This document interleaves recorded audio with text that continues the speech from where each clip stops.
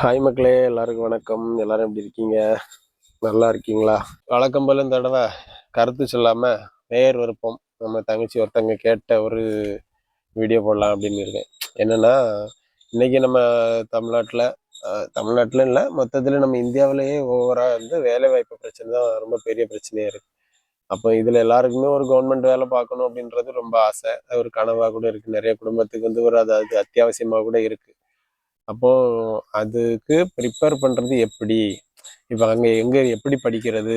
எங்க இருந்து ஆரம்பிக்கிறது? எங்க முடிக்கிறது? எந்த சப்ஜெக்ட் படிக்கிறது? இதுன்னு தெரியாம நெறைய பேர் குழம்பிட்டு இருக்கோம். நான் கூட அப்படிதான் குழம்பியிருக்கேன். ஆ அது வந்து எனக்கு தெரிஞ்ச வரைக்கும், எனக்கு தெரிஞ்சவங்க இந்த பக்கத்துல டிஎன்பிஎஸ்சி ப்ரிப்பேர் பண்றவங்கள்ட்ட கேட்டு, அவங்க சொன்னத ஷார்ட் பாயிண்ட்ஸ் நான் சொல்றேன் உங்களுக்கு. அ அத வந்து எனக்கு தெரிஞ்சது. இத வந்து நீங்க அ ஃபாலோ பண்ணி பாருங்க. ஓகேவா? சரி. இப்ப அதுல வந்துட்டு நம்ம ஒரு முக்கியமான ஒரு 10 பாயிண்ட் தான். என்னன்னா, ஃபர்ஸ்ட்டு வந்துட்டு கோல். உங்களுடைய கோல் என்ன? நம்ம எல்லா விஷயத்துக்குமே இத போட்ட வீடியோல எல்லா வீடியோல நம்ம சேமிப்பா இருக்கட்டும், எல்லா வீடியோலயுமே சொல்லியிருக்கேன். டார்கெட் தான் ரொம்ப முக்கியம். இலக்குங்கிறது ஒண்ணு இருந்தா மட்டும் தான், முயற்சி நம்ம பண்ண ஆரம்பிப்போம். முயற்சி பண்ணுனா மட்டும் தான் வெற்றி கிடைக்கும். இப்போ பேசிக்கா நமக்கு தேவை டார்கெட்.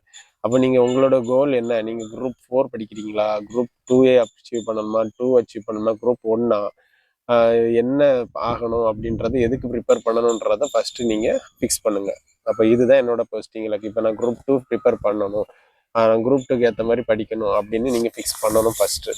அப்புறம் வந்துட்டு சிலபஸ். இப்போ நீங்கள் ஃபஸ்ட்டு குரூப் 2 நினச்சிருக்கீங்க, உங்களோட டார்கெட் இப்போ குரூப் 2ஆக இருக்குன்னு சொன்னால், நீங்கள் வந்து அதுக்கான சிலபஸ் என்ன? அப்போ அதுக்கு டிஎன்பிசி அஃபிஷியல் வெப்சைட்லேயே கொடுத்துருப்பாங்க.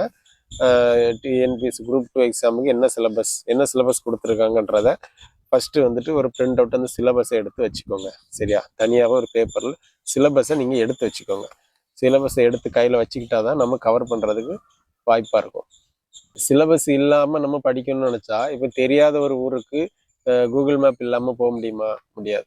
ஒரு வரைபடம் இல்லாமல், ஒரு மேப் இல்லாமல் பயணம் செய்வது எப்படியோ அந்த மாதிரி தான் நீங்கள் படிக்கக்கூடிய அந்த சிலபஸ் தெரியாமல் படிக்கிறது அப்படிதான் இருக்கும். ஸோ அது யூஸ்ஃபுல் இல்லை. அதுக்கு அப்புறமா வந்துட்டு சிலபஸை எடுத்து வச்சாச்சு. இப்போ இந்த சிலபஸ் நம்ம எங்கேருந்து கவர் பண்ணலாம்? ஒன்றும் இல்லை, சிம்பிளாக என்னன்னு சொன்னால், எல்லாரும் நம்ம கோச்சிங் கிளாஸ் போய் படிக்கணும், வாங்கணும், நிறைய இத்தனை மணி நேரம் படிக்கணும் அப்படிலாம் ஒன்றுமே கிடையாது. சிம்பிளாக ஸ்கூல் புக்ஸ் இருக்கு இல்லையா, 6th to 12th சமச்சீர் புக்ஸ், நம்ம தமிழ்நாடு ஸ்டேட்டில் கவர்மெண்டால் இருக்கக்கூடிய சமச்சீர் book 6th to 12th Tamil, English, maths, biology, physics, chemistry, economics, politics எல்லாமே சேர்த்து சமச்சீர் புக்ஸு 6th to 12th இருக்க எல்லா புக்ஸையும் எடுத்து வச்சுக்கோங்க, கலெக்ட் பண்ணி வச்சுக்கோங்க ஃபஸ்ட்டு.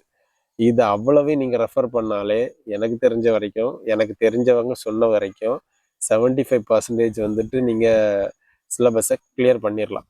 சரிங்களா? அதனால 6th to 12th அத்தனை சமச்சீர் புக்ஸையும் எடுத்து எல்லாத்தையுமே நீங்கள் ரெஃபர் பண்ண ஆரம்பிச்சிருங்க. அப்போ ஒன்று. நெக்ஸ்ட் வந்துட்டு ப்ரீவியஸ் இயர் எக்ஸாம் நடந்திருக்கு இல்லையா, அதோட கொஸ்டின் பேப்பர்ஸ் இந்த ரெண்டையும் நீங்கள் வச்சு படித்தாலே போதும். இந்த ரெண்டையும் நீங்கள் கலெக்ட் பண்ணி வச்சுட்டு படிச்சிங்கனாலே சிலபஸ் ஓவரால் கவர் ஆயிரும். நெக்ஸ்ட்டு, ஒரு நாளைக்கு எவ்வளோ நேரம் படிக்கணும்? இது 4வது பாயிண்ட்.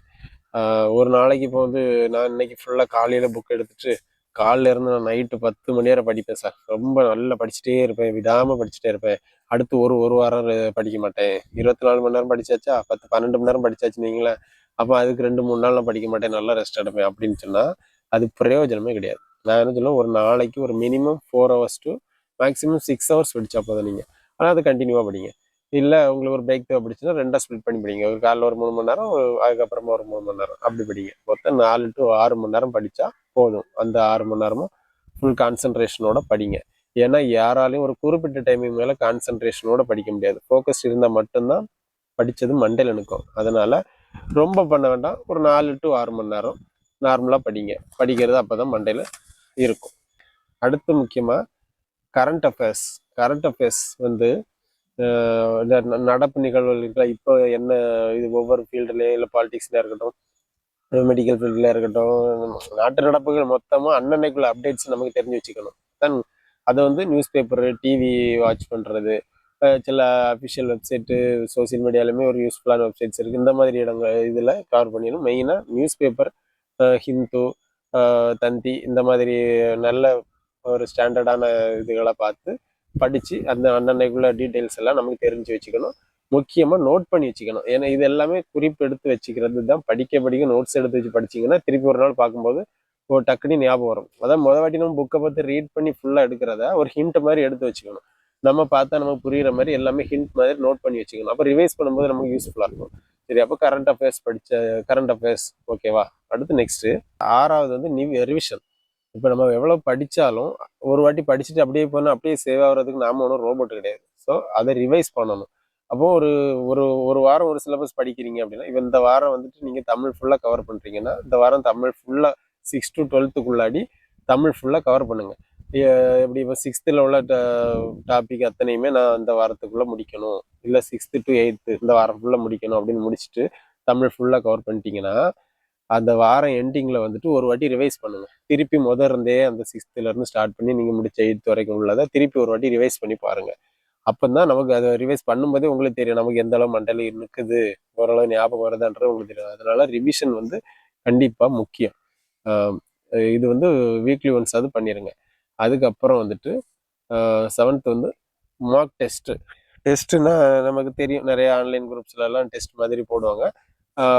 இல்லை நீங்களே கூட ஓன் டெஸ்ட் மாதிரி கண்டக்ட் பண்ணிக்கலாம். வீக்லி ஒன்ஸ் கம்பல்சரி நீங்கள் என்ன சிலபஸ் அந்த வாரம் எடுத்து ஒதுக்கிருக்கீங்களோ அதுல இருந்து ஒரு டெஸ்ட் மாதிரி வச்சு பண்ணிட்டீங்கன்னா நீங்கள் எந்த அளவுக்கு புரிஞ்சிருக்கீங்க, எந்த அளவுக்கு மண்டையில் நிற்குது, அண்டர்ஸ்டாண்ட் பண்ணிருக்கீங்க, படிச்சிருக்கீங்கன்றது உங்களுக்கே உங்களுடைய கெப்பாசிட்டி புரிஞ்சுக்கும். அதுக்கு ஏற்ற மாதிரி அடுத்த வாரங்களில் நீங்கள் ப்ரிப்பேர் பண்ணிக்கலாம். 8வது பாயிண்ட் என்னென்னா சோஷியல் மீடியா டிஸ்ட்ராக்ஷன்ஸ். இப்போ இது வந்துட்டு நம்ம வாட்ஸ்அப், இன்ஸ்டாகிராம், ஃபேஸ்புக்கு, ட்விட்டர் அது நிறைய இருக்குது. நமக்கு வந்து இது வந்து இந்த காலத்தில் வந்து சோஷியல் மீடியா வந்து சுத்தமாக பண்ண வேண்டாம் அப்படின்னு சொல்ல முடியாது. ஏன்னா நமக்கு நிறைய யூஸ்ஃபுல்லான திங்ஸ் அதில் இருக்குது.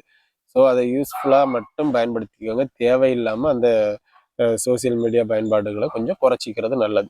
ஏன்னா நம்மளோட மைண்ட் வந்து டிஸ்ட்ராக்ட் ஆகும். மைண்ட் டிஸ்ட்ராக்ட் ஆயிடுச்சுன்னா ஃபோக்கஸ்ட் இருக்காது. ஃபோக்கஸ்ட் இருந்தால் தான் நம்ம படிக்க முடியும். மண்டையில் நிறைய விஷயங்கள் நீங்கள் சோசியல் மீடியா பார்க்குறப்போ நிறைய விஷயங்கள் மண்டைக்குள்ள வந்துட்டு போகும். நிறைய விஷயங்கள் போட்டு குழப்பிட்டு இருக்கும்போது உங்களுக்கு அந்த ஒரு மைண்ட் வந்து ஒரு ஃப்ரீயாக இருக்காது. அப்போ இருக்கும்போது நீங்கள் படித்தது மண்டையில் நிற்காது. உங்களால் ஃபோக்கஸாக படிக்க முடியாது. அதனால அந்த டிஸ்ட்ராக்ஷன்ஸை கொஞ்சம் அவாய்ட் பண்ணி ஒதுக்கி வச்சுக்கோங்க. சரிங்களா. அப்புறம் வந்து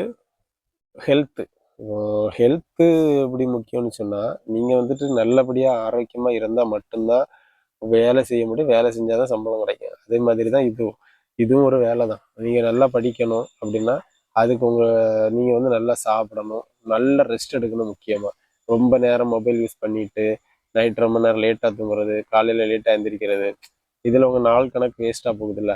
அதனால உங்கள் உடம்பும் கேடு. என்னதான் நீங்கள் நைட்டு 2 மணி நேரம் எக்ஸ்ட்ரா முடிச்சுட்டு பகலில் 4 மணி நேரம் தூங்கினாலும் அந்த டைமில் தூங்குறது தான் உடம்புக்கு ரெஸ்ட்டு. அதை தாண்டிட்டு நீங்கள் என்ன 4 மணி நேரம் 5 மணி நேரம் பகலில் முடித்தாலும் உங்களுக்கு அந்த டயர்டு போகவே செய்யாது. இதை ஃபீல் பண்ணவங்க நிறைய பேர் இருப்பீங்க. அதனால என்ன சொல்கிறேன்னா, முடிஞ்ச வரைக்கும் டைமுக்கு சாப்பிடுங்க. நல்ல ஒரு 6 to 7 மணி நேரம் மினிமம் நல்லா தூங்குங்க. நல்லா தூங்கி ரெஸ்ட் எடுங்க. நல்ல தண்ணி குடிங்க. முடிஞ்ச வரைக்கும் காலையில் ஒரு 10 நிமிஷமாவது மெடிடேஷன் பண்ணுங்கள். ஒன்றுமே பெரிய ப்ராப்பராகலாம் ஒன்றுமே பண்ண வேண்டாம். கண்ணை மூடி கையை வச்சுட்டு பேசாமல் இருந்துருங்க. கண்ணை மூடி கையை கட்டிட்டு ஒரு பேசாமல் அமைதியாக ஒரு 10 நிமிஷம் அப்படியே இருந்துருங்க. எதையும் பற்றி யோசிக்காமல் ஃப்ரீயாக இருந்துருங்க. அப்போ உங்கள் மைண்டு வந்துட்டு அப்படி ரொம்ப ஃப்ரீயாகும். அது உங்களுக்கே ஃபீல் ஆகும். அப்படி ஃப்ரீயாக இருக்கும்போது அது ரெஃப்ரெஷ்ஷாக இருக்கும். அதுக்கு அடுத்து நீங்கள் படிக்கும்போது நல்ல குயிக்காக அண்டர்ஸ்டாண்ட் ஆகும், நல்லா படிக்கலாம். இதனால தான் சொல்லுவாங்க விடிய காலம் எழுந்திரிச்சு படித்தா ரொம்ப நல்லதுன்னு. விடிய காலம் நம்ம மண்டையில் எந்த ஒரு விஷயமே இருக்காது, எதையும் பற்றி யோசிச்சிருக்க மாட்டோம், நல்லா ஃப்ரெஷ்ஷாக இருப்போம். அதனால தான் அந்த நேரம் படித்தா நல்லா புரியும்னு சொல்லுவாங்க. அதான் மைண்டை ரெஃப்ரெஷ் பண்ணுறதுக்காக யோகா பண்ணுங்கள். டெய்லி ஒரு 10 நிமிஷமாக பண்ணுங்கள், ரொம்ப நல்லது. ஒரு சின்ன சின்ன ஒர்க் அவுட்ஸு இது எல்லாமே பண்ணி உடம்பையும் கொஞ்சம் ஃபிட்டாக வச்சுக்கிட்டா தான் மனசு ஃபிட்டாக இருக்கும். பார்த்தா மைண்டும் ஃபிட்டாக இருக்கும். உடம்பும் மனசும் ஃபிட்டாக இருந்தால் தான் மைண்டு ஃபிட்டாக இருக்கும். மைண்டு ஃப்ரெஷ்ஷாக இருந்தால் மட்டும்தான் நீங்கள் படித்து நம்ம கோலை அச்சீவ் பண்ண முடியும். சரியா. நெக்ஸ்ட்டு முக்கியமான பாயிண்ட்டு லாஸ்ட்டாக என்னென்னா, நெவர் எவர் கிவ் அப். அப்படின்னா விடாமுயற்சி விட்டு கொடுத்துடக்கூடாது என்றைக்குமே. சரி ஃபஸ்ட் அட்டம்ப்டில் இப்போ இவ்வளோ கஷ்டப்பட்டு படித்தோம், எக்ஸாமில் தோத்துட்டோம் அப்படின்னு சொன்னால் கூட ஐயோ என்னடா அப்படின்ட்டு ஆரம்பிடும். இங்கே யாருமே ஃபஸ்ட் அட்டம்ப்டில் எல்லாரும் 100% ஜெயிச்சவங்க கிடையாது. ஃபர்ஸ்ட் அட்டம்ப்ட்ல ஜெயிச்சவங்கள விட 10 வாட்டி அட்டன் பண்ணி திருப்பி ஜெயிச்சவங்களுக்கு தான் அனுபவமும் ஜாஸ்தி, அறிவும் ஜாஸ்தி. சரியா. அதனால இது வந்து முழுக்க முழுக்க நம்ம உழைப்பும் முயற்சி, கொஞ்சோண்டு லக்கும் தேவை. அந்த லக்கில் மிஸ் ஆகுறது தான் அந்த ஃபெயில் ஆகி போகிறது எல்லாம். நீங்கள் உங்களோட முழு எஃபர்ட்டை போட்டு படிச்சிங்கன்னா கண்டிப்பாக ஒரு வாட்டி இல்லைன்னா அடுத்த வாட்டி கண்டிப்பாக அடிச்சிடலாம். அதுக்காக ஐயோ மன உளைச்சல் ஆகிறது, முக்கியமாக அதுக்காக ஏதாவது தவறான முடிவுகள் எடுக்கிறது அப்படி ஒன்றுமே கிடையாது. படிப்பு மட்டுமே இதுவும் கிடையாது, இந்த ஒரு கவர்மெண்ட் வேலை மட்டுமே வாழ்க்கையும் கிடையாது. அதுக்குன்னு வழி நிறையவே இருக்குது. ஆனால் அதை நம்ம அச்சீவ் பண்ணணும். அதுக்கான உழைப்பு என்னன்னா நம்ம உழைப்பை முழு உழைப்பை போடணும். என்ன ஆனாலும் விட்டு கொடுத்துறாதீங்க, அவ்வளோதான். ஐயோ சடைஞ்சிராங்க, மனசை விட்டுறாதீங்க, அவ்வளோதான். என்ன ஆனாலும் பார்த்துக்கலாம், இந்த தடவை இல்லையா அடுத்த தடவை பார்த்துக்கலாம். அப்போ இதில் இந்த தடவை என்னெல்லாம் மிஸ் பண்ணணும், என்ன தப்புலாம் பண்ணணுங்கிறது உங்களுக்கு புரியும். அதை அடுத்த வாட்டி கிளியர் பண்ணிவிட்டு திரும்பியும் நல்லபடியாக கொஞ்சம் ஷைன் பண்ணி வர்றதுக்கான ஒரு வாய்ப்பாட்டு அந்த ஃபெயிலியரை எடுத்துக்கோங்க.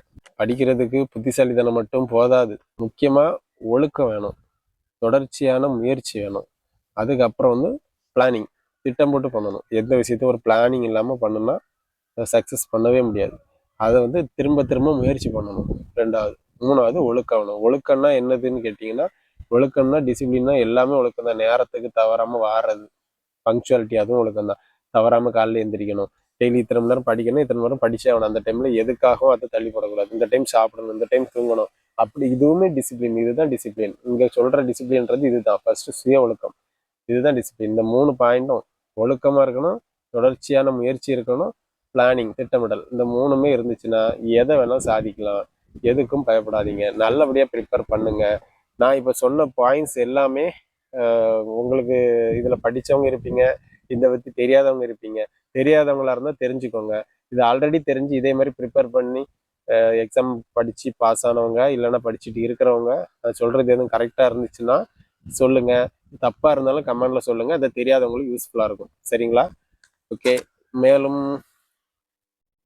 அடுத்து மறுபடியும் நம்ம ஃப்ரெண்ட்ஸுக்கு தெரிஞ்ச ஏதாவது ஒரு டாபிக் பற்றி அடுத்த வீடியோவில் வரேன்.